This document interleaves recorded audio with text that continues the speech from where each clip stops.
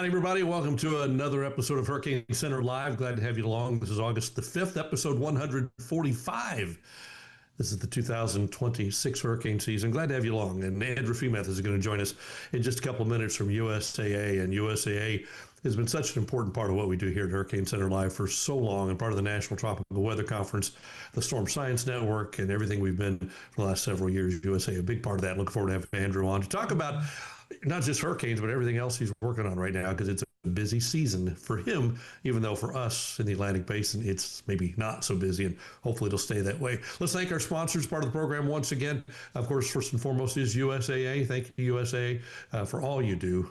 Such an important part of getting the word out about hurricane resilience, hurricane preparedness, and things like that. We appreciate that. The South Padre Island Convention and Visitors Bureau, the host of the National Tropical Weather Conference every year. We'll be back there in April of 2027. We'll be at the Hilton Garden Inn this time. If you've been with us for a while, you've been there before, and it's a great facility, a great venue, so we're looking forward to being there. Live view, make sure our broadcast meteorologists can get a signal back to their home market so everybody can see what we're talking about, and the Texas Weather Network, all sponsors of the National Tropical Weather Conference. Okay, let's see who's hosting today. Bill Reed is here from the National Hurricane Center, former director. Bill, once again, we're discussing your backdrop there. I don't know if that's League City or not. It looks kind of like it, but no? What? Yeah, the Chamber of Commerce would probably like me to say that. Put a live League City kind of banner up behind you. That'd be all right. Yeah, it's actually one of the one that come with the package with Zoom, and it just seems appropriate since we're talking tropics on this show. It's perfect. Absolutely. Well, Sure welcome. better than my cluttered office in the background. You used to have your big hurricane flag back there behind you. That was really cool. But Yeah, I still have that. I'm getting ready to do a major overhaul of this office. It's only 8 by 10. It's a closet for all intents and purposes, and I've made a big mistake and got a bunch of furniture in here. I got to get rid of all that and go modern with it. I have that problem here. We have guests coming in this weekend. I've got to scrunch everything back against the wall to make room for Yeah, an extra bed in here, you know? there we I go. understand. I understand. Dr. Hal Needham, Hurricane Hal, joining us. And Hal, you've got a real background behind you, but you were actually on the beach in Galveston, right? Yeah, I live here not far from the beach, but I'm doing this broadcast from home. Great to be back with you guys today. Of course, Hurricane Hal with the podcast. We'll talk about the GeoTrek podcast in a little while. And Hal, I always fail to introduce you as the CNC disaster specialist. Give us that official title, just so those who are listening or watching know what it is. Yeah, there you go. Official title, really Director of Extreme Weather and Disaster Science at GeoTrek. But the funding, you're right, comes from a parent organization called CNC Catastrophe and National Claims. Terrific. Glad to have you guys with us once again, our eye wall of experts, we'll call it. And joining us today from, I think, San Antonio, USAA's Andrew Feemath. Andrew helps communicate disaster preparedness and recovery resources to homeowners across the country, USAA customers and clients. And Andrew, it's good to have you along. Thank you for your support of the National Tropical Weather Conference and of what we're doing here. And your focus this week is not so much hurricanes, is it? Yeah, and Tim and team really appreciate you all being here and having me.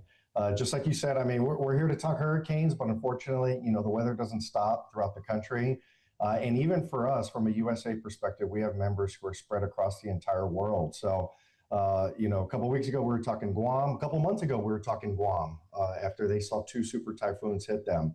But really, at the end of the day, it's one of those things where we know that we can't control the weather.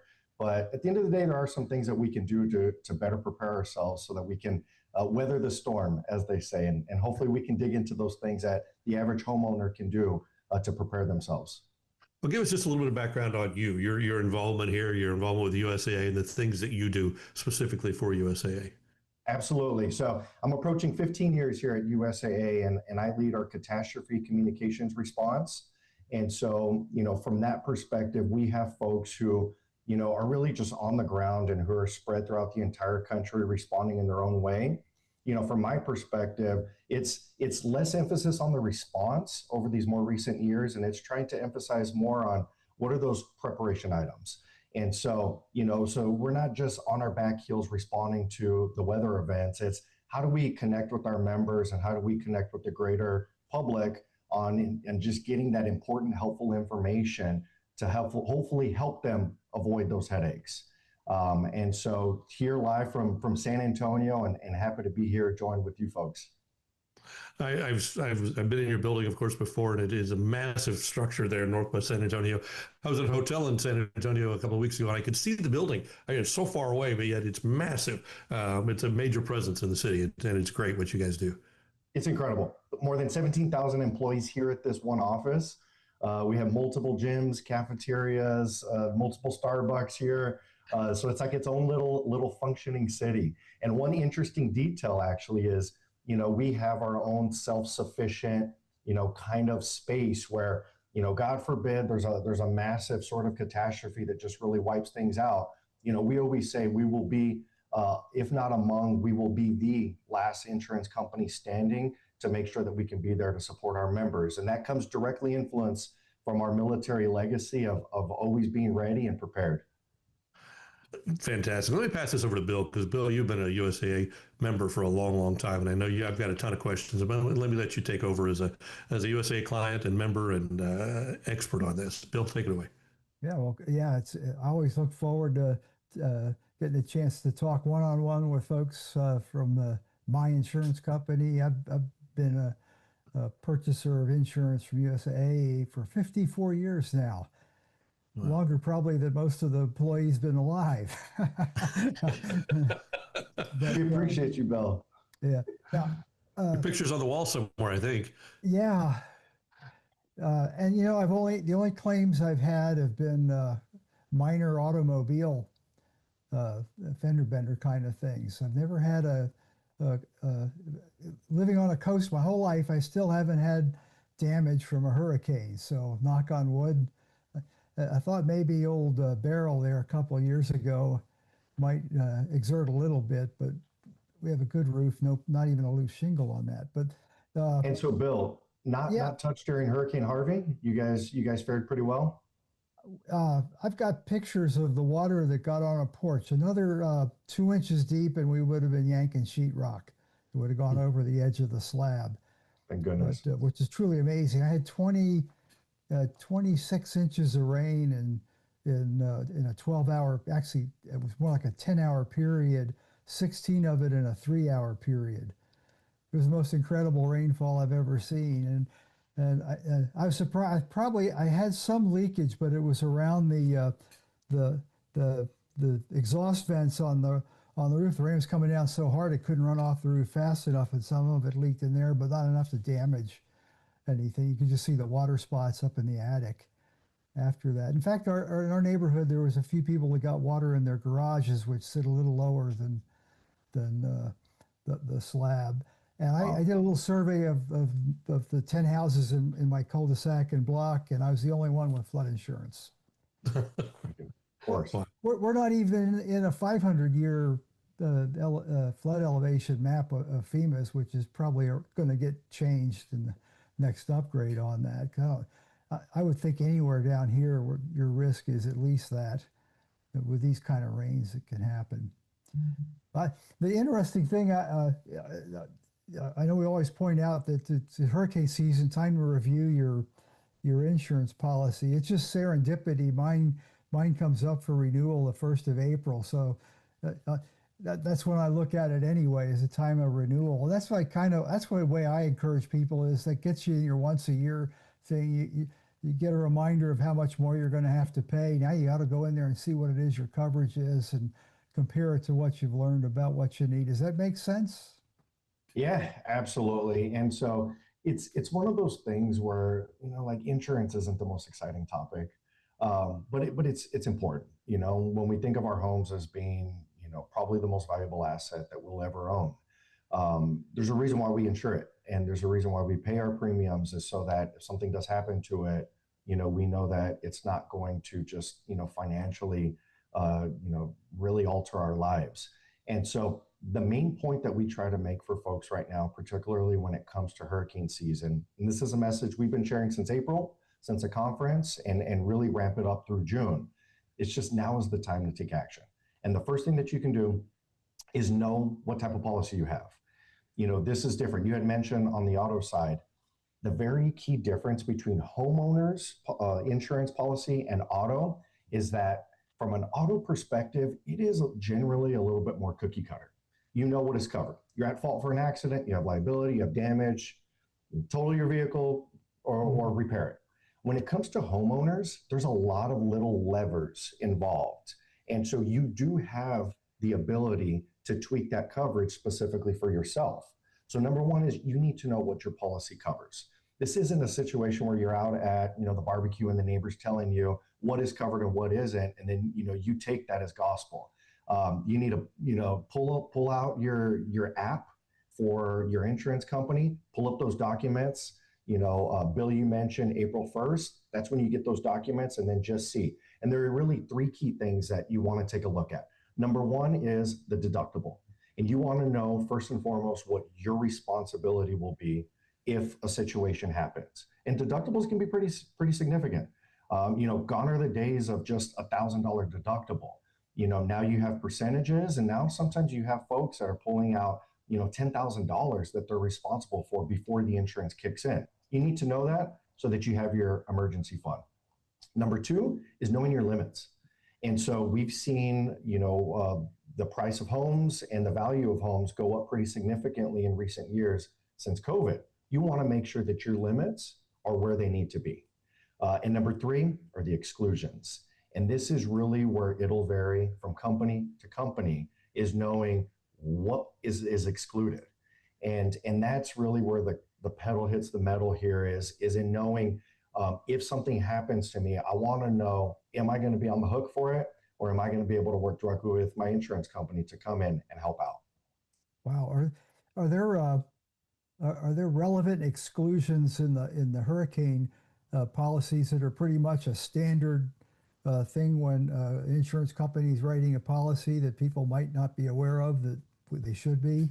Well, the biggest one that we spend most of our time talking about is going to be flood insurance. And so it's really whenever you have that flood damage, first and foremost, folks need to just remember that those are two separate policies. So you have your homeowner's policy, and that protects your structure, that's the hail damage, the trees that might come and fall on your home.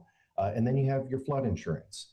And flood insurance covers any water that essentially comes generally from outside the home. And so if we're thinking those surges that come with the hurricanes, or those creeks and those rivers start to overflow, if that water starts coming up, any associated damage from that typically requires a flood policy. Now, that's different, and where sometimes folks get a little confused is, like, for instance, a pipe burst in your home and floods out, your upstairs, your downstairs, floods your home. That is covered generally under your homeowner's policy. But there is that little nuance, and particularly when we talk about hurricanes and, the Atlantic and the tropics, some folks along the coast actually require three different types of coverages: your homeowners, your flood, and a wind policy. And so, it's not something that everybody's going to be well versed in. But at the end of the day, when you know that your biggest asset is vulnerable here, or your month-to-month budget could be impacted based on one of these different types of insurance coverages, it's something that we do need to spend some time and inform ourselves on. Interesting. Do most of the insurance companies do like USAA, whereas I carry flood insurance, so every year when it's due for renewal, USAA actually sends me an email saying it's time to renew your flood insurance, and it lists what the new costs will be and a real simple method to update it. Is that common amongst the industry, or is that something people need to be aware of? Well, when it comes to flood insurance, obviously that is government backed. And so USAA will act as a broker. And, we're a little bit of a unique company in the sense of not only are we an insurance company, we're also a bank, life insurance, investments. And so our members have a tremendous amount of trust with us. I mean, this has been built over a century, and we have that military audience. And so, in our situation, we have that trust with our members where we do provide those reminders. We make sure that we have that constant communication. But what I'd say, Bill, like the big message on flood insurance and what is absolutely imperative here as I look, it's August the 5th, is that typically there's a 30-day waiting period for flood insurance. And so this isn't one of those situations where we hang out, we wait for the storm to start, swirling around and we're watching the Weather Channel. It's too late. At that point, you've unfortunately missed the ship there. Now is the time to act. And so now is the time to pick up the phone and just say, hey, I just want to get a quote. I want to make sure that if something happens, my life isn't going to be devastated financially by this. And knowing that there's that 30-day wait period, truly now is the time to take that action. That's very important to know. With Harvey, I was surprised at the number of people that when Harvey fired up, the people that should have, I thought, known better were saying, I got to go get my flood insurance. And so good luck with that. It's not going to happen. Fortunately. Is it usually the same way with like windstorm? I would think insurers would be reluctant to write a windstorm policy with a Cat 4 aiming at the Gulf Coast somewhere. Here's what I'd say, Bill, generally across the board, once a storm is imminent, at that point, across the entire industry, they're usually putting a freeze on obtaining new policies. And so when it comes to insurance, there's a certain level of predictability. You're pricing risk. So it's knowing, what has the potential to come, what is likely. And so, in that situation, if we were waiting for a huge influx of folks to kind of dive right in once the storm is imminent, at that point, that throws some uncertainty that could impact everybody's rates across the board and have more long-standing impacts. And so to your point, it's one of those things where whether it's a wind policy, a flood policy, or even a homeowner's policy. And what we tend to tell our folks, we'll have folks, for instance, we're talking about Harvey or some of these other storms where they were in the middle of selling their home and moving into a new home. And you do not want to get caught in a situation where you have a gap. And you might think, hey, it's only a day or two and nothing's going to happen. But imagine just the stars align in a negative way and a storm starts swirling around, a cap and a freeze gets put on by the industry for new policies. And suddenly you're kind of left in a tough situation. So if you're in that situation, you want to make sure that you're always covered. You have, even if it's a day overlap, you want to make sure that you're always covered so you don't get put in a tricky situation. That's great. I could hog the whole show here, but I bet Hal's got some interesting questions. Hal? Yeah, Andrew, you mentioned an enhanced focus on helping policyholders prepare for storms, whether it's hurricanes, wildfires, whatever. I'm curious, what are some of those preparations that homeowners can take? So there are three key areas that we should put our immediate attention, whenever we're thinking about preparing. The first and foremost is the maintenance. So these are the things around the home. And one of the biggest ones that we see, Hal, is going to be the trees and the vegetation around our home. And so if we're talking to hurricanes, if we're talking, thunderstorms and hailstorms, you want to go outside and just take a look. Are there any trees that are hanging close to my home or any branches hanging over my home? You got to get rid of those, because as soon as the windstorms come, those are the first things that come down. And you imagine at the thousands of claims that we experience every year based on trees or branches coming into homes that can then lead, once the rain comes in, some very significant damage through those holes in your roof.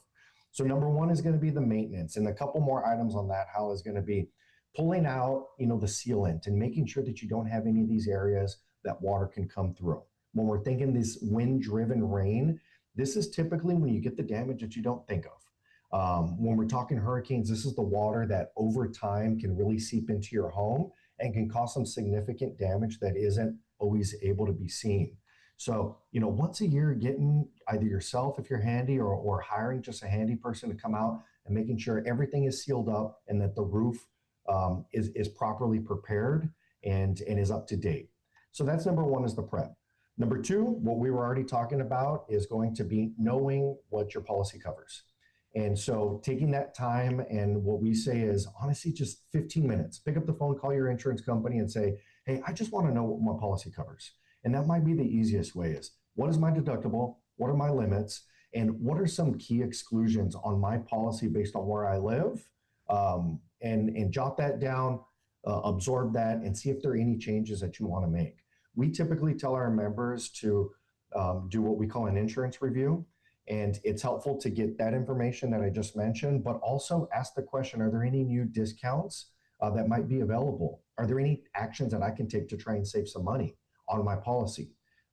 That's a good time to handle that conversation. And then number three is just having a plan. And so you've done the prep, you know what your policy covers. Now a storm starts swirling around. Now this is where you kick in your plan. Am I going to evacuate with my family? And if so, where am I going? So having that route down, whether you're going with family, knowing where you're going, and just keeping in mind that you got to consider your pets as well. You don't want them to be an afterthought, but having what you need so that you can quickly get out and be in a good spot. But on the other side, perhaps you're going to ride it out and you're not going anywhere. This is when we start talking about having your disaster readiness kit. And what we always tell our members is to be prepared for a minimum of 3 days without power and without water. Whatever you need for your family to sustain your household for 3 days, at a minimum, is what should be in your disaster readiness kit. And those are the 3 key areas that we would say how, from a preparation standpoint, we could put our immediate attention right now. This is a great Andrew, conversation. I Let's love jump those. in. Let me jump in and take our mid-show break, Al. I'm sorry, we'll come back. We're flying. This is great stuff, but we do need to do this. First, we'll thank our sponsors, as we always do this time of the show: USAA, South Padre Island Convention and Visitors Bureau, Live View, and the Texas Weather Network. We appreciate all the sponsors who are part of this. And Bill, give us our quick tropical update, then we'll get back to Hal, because I know you have some more questions, Hal. So, Bill, what's going on in the tropics? Not much on our side. We know that. All right, I'll do a quick run of there. There's the satellite view, and as you said, not much going on in the Atlantic right now, and the Hurricane Center definitely is copying that for the next 7 days in the Atlantic. Remember, folks, this is being recorded on Wednesday, August the 5th. Conditions certainly change as time goes on. The last few weeks, we've shown no lines on this, but you got to remember there's 1,000 iterations of the Google DeepMind model run in there, and there's maybe 10 lines on there. So there's extremely low probability, which I would call pretty close to none, that matches the forecasts that are out.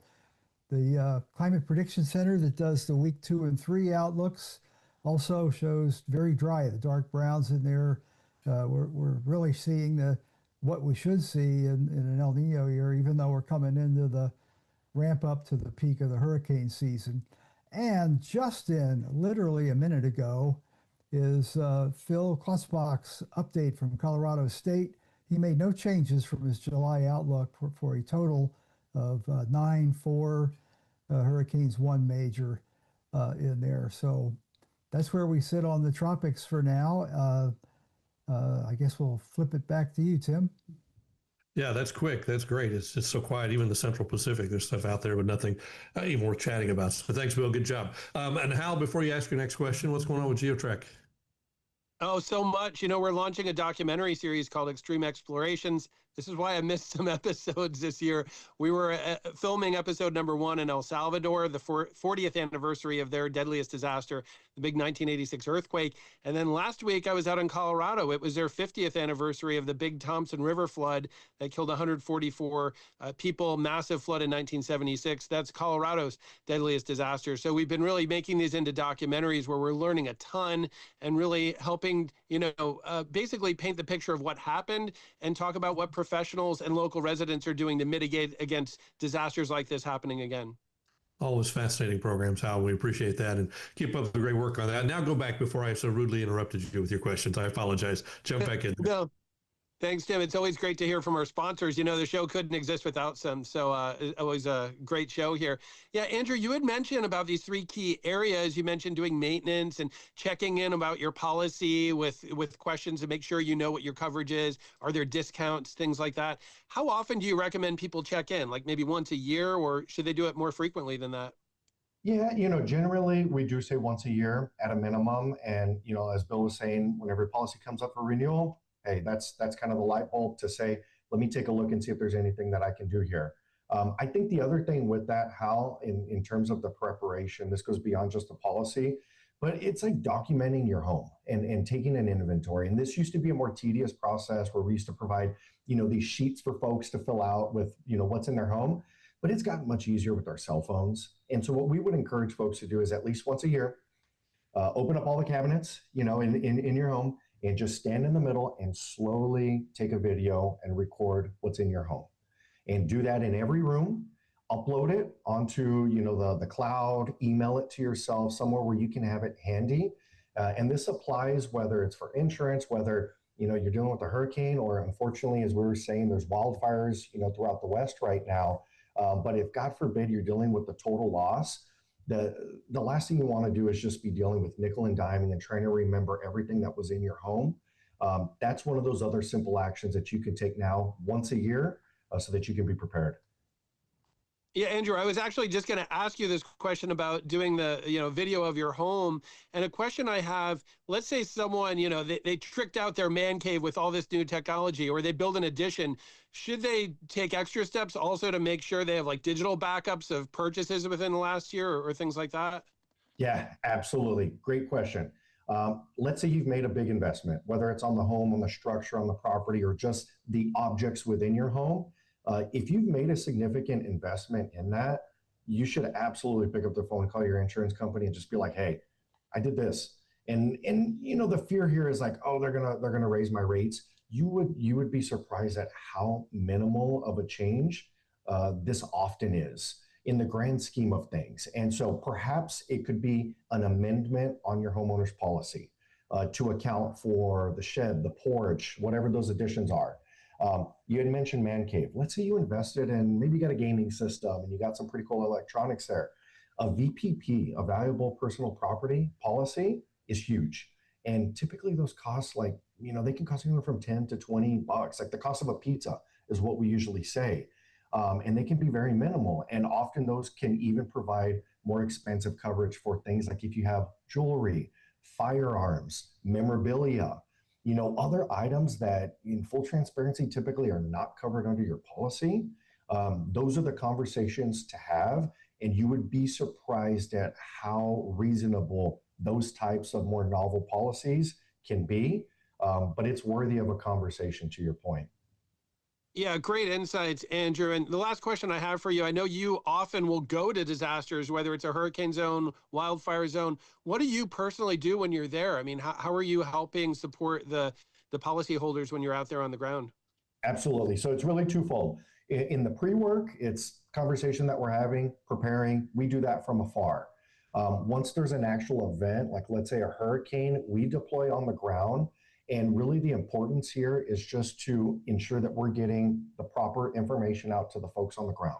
There might be a little bit of a difficulty in maintaining connectivity if folks are outside of their home.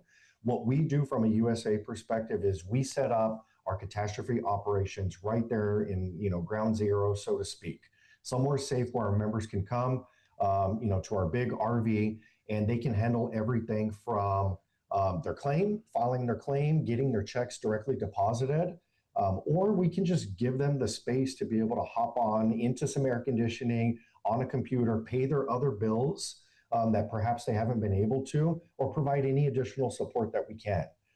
From a communications perspective, this is typically where I'm going to be interacting with local and national media on the ground.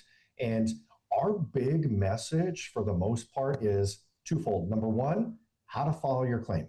And really our point here is just get back on your feet as soon as possible. Our purpose is we want our members to file the claim, be at the front of the list, because you'd be surprised how those contractors get pretty busy pretty quickly, where sometimes there's 2, 3, 4 month delays. We want our members at the front so that they can get back on their feet and rebuild as quickly as possible. But the second one is a message that we hammer home, especially on the ground. It's being aware of fraudulent contractors. And so unfortunately, just as we see all the help and the resources coming in after these devastating events, the linemen coming in and Team Rubicon and those resources, fraudulent contractors come in as well. And so the message that we share with folks is if someone comes to your door and they say that they're going to fix your roof and do everything, and they're asking for money up front before they start any work, red flag. If they provide you an estimate that looks, maybe it's a little too high or maybe it's a little too low, typically a red flag. And so if it sounds too good to be true, it usually is. And what we tell our members is just to rely on the agencies that are out there, whether it's the Better Business Bureau, whether it's your insurance company, just saying, hey, I got this business card. Are they a part of our network? Are they a reputable company? And so it's not being pressured in those moments when you're in these high stress situations to make these very impactful decisions. It's let me get the information. I'm going to take a deep breath. I'm going to hit pause. I will get back in contact with you tomorrow if it's something I'm interested in. And then you go back and you do your research to make sure that you don't get into one of these very difficult situations. Unfortunately, that's the message that we have to hammer home often after these catastrophes. Andrew, I really like what you said there about the fraudulent claims. I've heard so many cases where someone's knocking on someone's door and saying, hey, I have a long waiting list. If you don't want to sign up right now, I'll go to someone else. And people panic. They say, well, I don't want to wait months. And all of a sudden they're handing over cash or signing papers. Great advice there. Thank you. Tim and Bill, I'll pass it back to you. I'll add to that. Another thing I've noticed with those is they'll come up after Beryl. I had a couple two guys come to the door wanting to replace my damaged roof. It was a brand new fortified roof. There wasn't even a loose shingle. And they said they would file all the insurance papers for you, which is, I think, a crock. And then, so to get rid of them, I basically said, "Do you mind if I take your picture?" They're gone. If it's I do that with all solicitations anymore. If I think they're a fraud, I'll report them so someone can run them down. We're not supposed to get those in our neighborhood, but if they're legit, they won't mind. That's true. Maybe I need to add that to my tips, Bill. I appreciate that. That's a great idea. 30 minutes go so fast, guys. Gosh, what a fascinating conversation. And Andrew, just great information. We appreciate that. I'm adding a lot of the stuff to the slideshow I do for hurricane prep. So we really appreciate your information today. Thank you so much. Thank you for having me. Always a pleasure, y'all. Hal, what did we learn today? I mean, so much. I love just the practical step-by-step items that Andrew's giving, not only for USAA policyholders, but really for anyone thinking about insurance. I think this is going to be a very popular episode with our audience. Terrific. And Bill, what's your takeaway? Well, yeah, it's a complicated business, and I think especially for a homeowner, we only deal with it at most once a year or when we have a claim. So we're not that knowledgeable on it. And that's why it's important to establish that relationship with your insurance agent or company beforehand, so that when the event comes, like Andrew said, and you're all stressed out, there's someone you can go to that'll walk you through it.